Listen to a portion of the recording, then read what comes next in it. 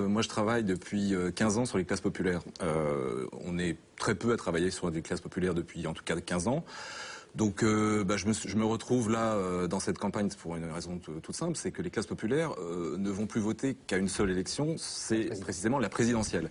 Donc du coup, ça intéresse la gauche, ça intéresse la droite. Un peu plus la droite, puisque vous avez rencontré 2 fois Nicolas Sarkozy, mais pas François Hollande. Alors bon, c'est un peu un hasard. J'aurais dû le rencontrer, mais bon, disons que voilà, mes thèses sont sur la table du Parti socialiste et de la gauche via Chevènement depuis une dizaine d'années, quoi. C'est pas neuf. Alors donc, Zemmour connaît littéralement par cœur votre livre. Alors, on peut le dire. Il va se lancer dans un exercice un peu périlleux qui est celui de résumer vos thèses, parce que c'est un livre à la fois très informé et très dense. Donc la parole est à Zemmour. Alors, d'abord, je suis désolé d'avoir mal prononcé votre nom pendant 2 ans. Donc maintenant, je dirais Guy Lui, promis.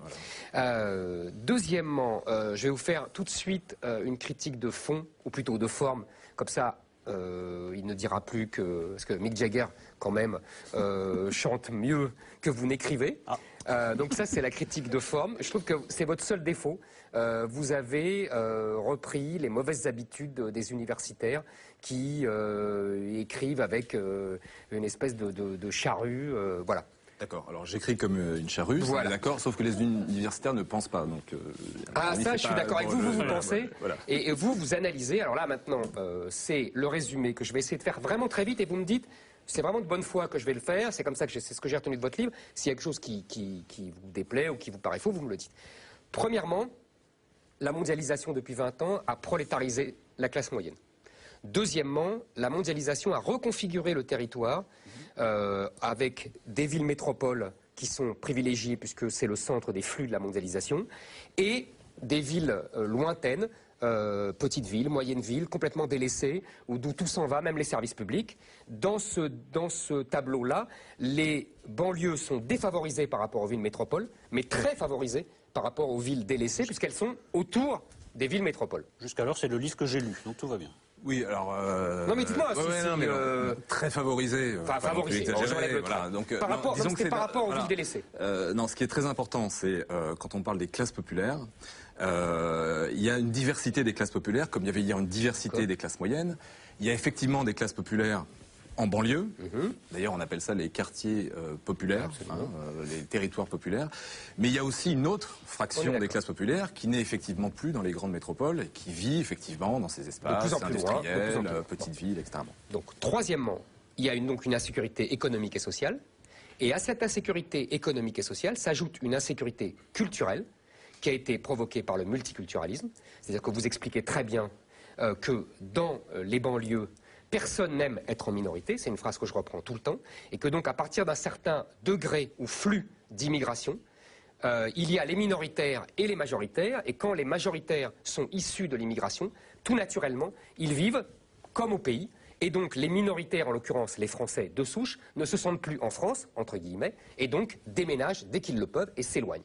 Donc ça c'est le quatrièmement, et enfin le cinquièmement, cette distanciation, cette dissociation, cette séparation tue le fameux vivre ensemble qui n'est en fait justement qu'une antiphrase, puisque justement on emploie ce mot au moment où ça n'existe plus, et c'est le mot des bobos qui, eux, échappent largement à cette promiscuité sociale, ethnique, source de tous les conflits. Voilà. Est-ce que j'ai bien résumé ? Oui, on peut dire ça. On est. Il y a un flottement. Non, c'est pas ça. C'est que bon. Non, mais allez-y. C'est pas grave. Il faut rentrer un peu dans. Évidemment, on est là pour ça. La question du séparatisme. Mais si vous voulez, pour les gens qui n'ont pas lu, il fallait. Bien sûr, mais la question du séparatisme, elle n'est pas seulement l'évitement de l'autre. Elle correspond aussi à des logiques foncières, à des logiques économiques. Ne pas oublier une chose, c'est que quand on parle de désindustrialisation, avec ces industries qui partiraient à l'étranger, elles sont d'abord délocalisées de la ville vers les espaces ruraux. Donc il y a aussi la classe ouvrière qui a suivi et de la banlieue vers les espaces ruraux. Voilà, il y a les logiques foncières qui fait qu'on ne peut plus vivre en ville. Bref, tout ça a joué dans une logique qui effectivement aboutit aujourd'hui à une séparation. Après, il y a effectivement ce qui se passe dans des territoires bien déterminés, qui sont effectivement les banlieues, les zones urbaines sensibles, etc., qui sont en réalité des territoires SAS, des SAS entre le nord et le sud, où ça bouge beaucoup. Bref, où il y a aujourd'hui une instabilité démographique. Parce qu'on ne faut pas oublier une chose, c'est qu'aujourd'hui, on est au temps des minorités et des majorités relatives. C'est pour ça que tout ce concept de minorité est toujours très ambivalent. On peut le prendre toujours par tous les bouts, mais en réalité, on est bien cette insécurité culturelle, elle est bien là. Alors après, il y a la question du multiculturalisme. Officiellement, la France n'est pas un pays multiculturel. On est effectivement dans une logique républicaine où les origines n'existent pas, etc., etc. Bon, d'accord. On est tous républicains et finalement, on a tous cru, et moi aussi, à cette merveilleuse idée. Sauf que dans le réel, ça se passe pas exactement comme ça. Pourquoi? Parce que dans un système multiculturel, l'autre ne devient pas soi. Or, en France, cette idée que l'autre ne devient pas soi est un choc encore plus gigantesque, puisque l'assimilationnisme républicain, c'était vraiment l'autre devient moi. Donc du coup, je peux accueillir l'autre sans aucune difficulté. Aujourd'hui, on est dans cette nouveauté, une société multiculturelle où l'autre ne devient pas soi, et où du coup, l'autre, ça proportion dans un territoire donné devient important.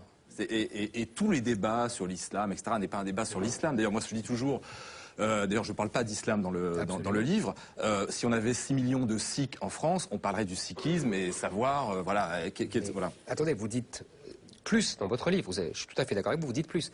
Vous dites le multiculturalisme a été imposé par les élites des années 70 à aujourd'hui.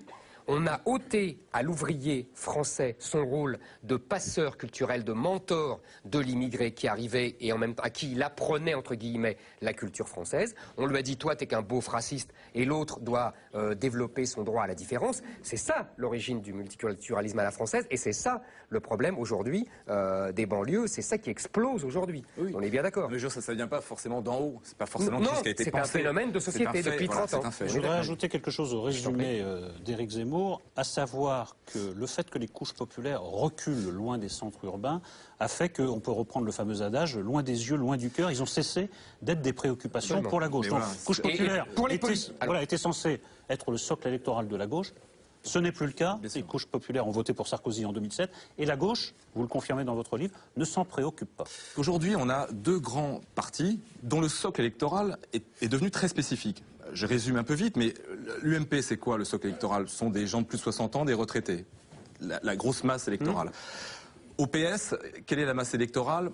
Plutôt des fonctionnaires. Bref, si je prends les deux gros électorats qui font l'élection et qui demain feront le prochain président de la République, que ce soit Hollande ou Sarkozy, ce sont des catégories qui ne sont pas au front finalement de la mondialisation, qui sont un peu en retrait, plus ou moins protégées. C'était déjà vrai. Une bonne part des couches populaires ont voté Sarkozy. Mais justement, mais parce qu'il a tenu un discours le péniste, etc., sur des thématiques identitaires.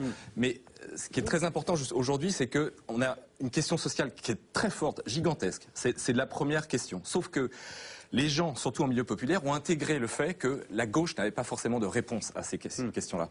Du coup, il y a aussi une autre question qui vient se poser, qui se combine avec la question sociale, qui est une question identitaire, à laquelle, évidemment, Sarkozy cherche à répondre. Non, vous ne pouvez pas balayer ça comme ça, parce que je pense, sans vouloir vous vexer, que dès 2007, des gens comme Patrick Buisson, sans vous avoir lu, parce que votre livre est de 2010. Conseiller très droitier de Nicolas Sarkozy. Exactement. Avaient vu ce que vous dites. Alors, il l'avait vu moins scientifiquement, vous voyez, il ne l'avait pas vu, mais moi je me souviens de discussions avec lui sur ce qu'il appelait la ligne TGV. Donc il avait très bien vu ce décalage des populations qui allait de plus en plus loin de la banlieue. Et d'ailleurs, le résultat, vous le dites vous-même dans votre livre, et je sais parce que j'avais fait moi un papier dès 2007, on a eu un vote ethnique en 2007. On a 90% des gens qui se déclarent musulmans qui ont voté Ségolène Royal, et 80% des gens qui se déclarent catholiques, pratiquants ou juifs qui ont voté Nicolas Sarkozy.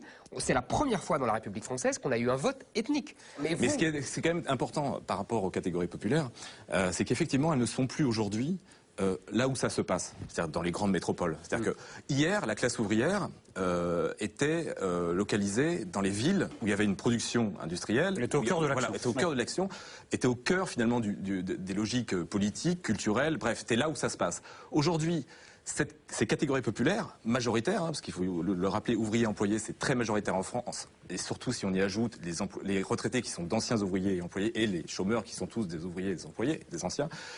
Bref, sociologiquement, ce pays se structure autour de ces deux catégories. Or, aujourd'hui, elles sont à l'écart de ces grandes métropoles. Grande métropole, si je prends les 25 plus grandes métropoles, c'est en gros 40% de la population. Donc on a 60% de la population qui est ailleurs. Or, cet ailleurs, il est effectivement invisible.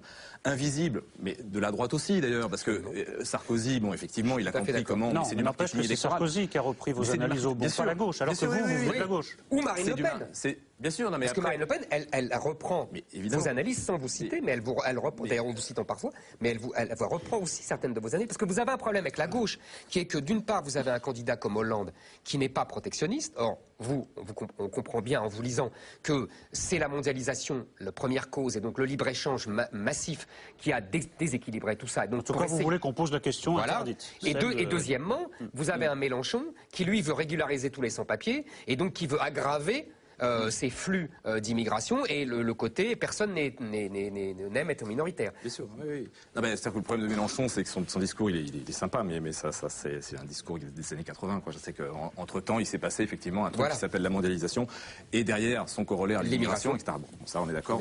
Mais quand même, sur le fond, pourquoi la gauche a du mal avec ça? C'est pas que la gauche n'a pas compris. Il y a plein de gens à gauche qui ont compris. Hollande a parfaitement pigé ça. Il sait très bien que les classes populaires où elles sont, etc., les cartes, bon, il a intégré.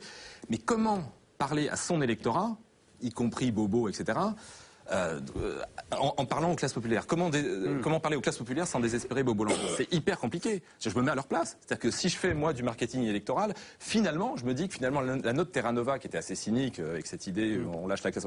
Mais finalement, si on fait du marketing, c'est vrai que si on a envie que Hollande soit au moins au second tour, rassemblons notre camp, et voilà. Moi, tu comprends mieux pourquoi je ne suis pas de gauche. Non, mais moi, je suis fidèle à la classe populaire de mes ancêtres. Ça fait longtemps que j'avais compris. Mais moi, je n'ai qu'une idole, c'est Mick Jagger, et donc j'ai eu un œil un peu plus critique sur ce livre que j'ai trouvé passionnant. Mais à un moment, je trouve que vous poussez un peu trop loin le bouchon, parce que ça commence par des grandes déclarations du genre... Page 126, à partir de dynamiques sociales et territoriales, on assiste bel et bien au développement d'un séparatisme culturel qui risque de mettre en péril le vivre ensemble. Alors là, on se dit, il va nous donner des exemples fracassants. Et puis, non, vous esquivez le sujet, vous nous parlez des États-Unis, où la situation est quand même très différente de la France. On se dit, est-ce que le modèle républicain français n'est pas plus solide que ce que vous dites? Non, mais c'est un constat. C'est-à-dire que... Oui, là, vous me parlez des États-Unis dans ce passage. Il n'y a pas d'exemple très probant pour la France. Tout le livre, il faut que des exemples. Les catégories populaires d'immigration récente ne vivent pas là où vivent les catégories populaires d'origine française ou d'immigration ancienne. C'est un constat visible sur les cartes, c'est statistiquement imparable. C'est qu'ils ne vivent plus au même endroit. C'est un choc gigantesque, y compris pour les immigrés. Parce qu'aujourd'hui, les flux migratoires arrivent dans les métropoles et les villes les plus riches de France. Du coup, ça crée des représentations, mais délirantes. C'est-à-dire que aujourd'hui, vu de la métropole, on a un clivage social qui recouvre un clivage ethnique. Ça, c'est explosif. C'est-à-dire que quand vous êtes à Paris, par exemple, les pauvres, c'est les minorités ethniques, et les riches, c'est les bobos, etc. En gros, la représentation, ce que c'est intéressant, c'est que... Et bobo, c'est devenu synonyme de blanc. Mais oui, c'est-à-dire que... Mais oui, non mais il dit même, il dit même les classes moyennes sont devenues un mot euphémique pour dire blanc. Oui, alors ça, dans la politique de la ville, il y a même Valls qui s'était fait. Quand vous dites classe moyenne, quand vous travaillez sur les quartiers, entre guillemets, ça veut dire blanc. Ça veut dire blanc. Voilà. Bon, donc bref, il y a plein de... C'est clair. Non, mais ce qui est intéressant, c'est les représentations. Alors, il y a effectivement des représentations négatives des minorités ethniques. Le noir est comme ça, l'arabe est comme ça. Ok. Ça marche aussi dans l'autre sens. C'est-à-dire que, vu de banlieue, la représentation du blanc, elle est essentiellement le fonctionnaire de police, le prof, le bobo, le bourgeois. Tout l'imaginaire populaire traditionnel de l'ouvrier n'existe pas, y compris en banlieue. Et d'ailleurs, c'est assez marrant parce que ça se parle. C'est-à-dire que les catégories supérieures pensent que les catégories populaires se résument aux banlieues. D'ailleurs, on dit les quartiers populaires comme si ça s'arrêtait là. Et inversement, les banlieues pensent que les catégories supérieures, c'est forcément des gens qui gagnent 5 000 € par mois. voire beaucoup plus quand on travaille à la télé. Donc pour finir, vous attendez un coup de fil, oui. Oui, mais ça dépend quelle télé. Mais est-ce que pour finir, vous attendez un coup de fil de François Hollande pour qu'enfin vos idées soient prises par votre camp idéologique? Non, mais je suis en contact. Enfin, je connais les gens, mais oui, ça s'entend pas Non, mais beaucoup. vous nous avez expliqué que c'était impossible. Non, mais c'est très. Non, mais attendez, là, c'est il faut très être clair. compliqué. Non, mais c'est pas figé pour tout le monde. Mon sentiment, c'est que, en gros, la gauche bobo est ultra minoritaire, y compris à gauche. C'est-à-dire que. Oui, mais que c'est elle qui fait les élections. Bien sûr, c'est elle culturellement. Voilà. Mais même quand on analyse sociologiquement, par exemple, à Paris, les bobos, ça pèse culturellement. Mais en réalité, dans l'électorat, c'est pas ça qui fait l'élection de Delanoë, c'est aussi des fonctionnaires, des petites classes moyennes, etc. C'est eux qui votent Delanoë. Mais le pouvoir, enfin je veux dire l'emprise culturelle des bobos est gigantesque. Même chose au Parti socialiste, c'est la même chose, hein, c'est bon. Mais au PS, il y a un PS d'en bas, un PS d'en haut. Moi, quand je fais des interventions un peu partout en France, j'ai un public qui est en gros des fonctionnaires territoriaux, bon plutôt de gauche, etc. Ils n'ont aucun problème avec tous ces sujets-là. Ils connaissent sur le bout des doigts, etc. Quand vous discutez avec un maire, un bailleur social, il n'y a aucun problème. Là où ça devient compliqué, c'est quand vous êtes dans le premier cercle, deuxième cercle, etc. Bon, sur le PS d'en haut, alors là, c'est Boboland, etc. Bon, alors là, on peut plus parler, etc. Mais je pense que tout ça va disparaître.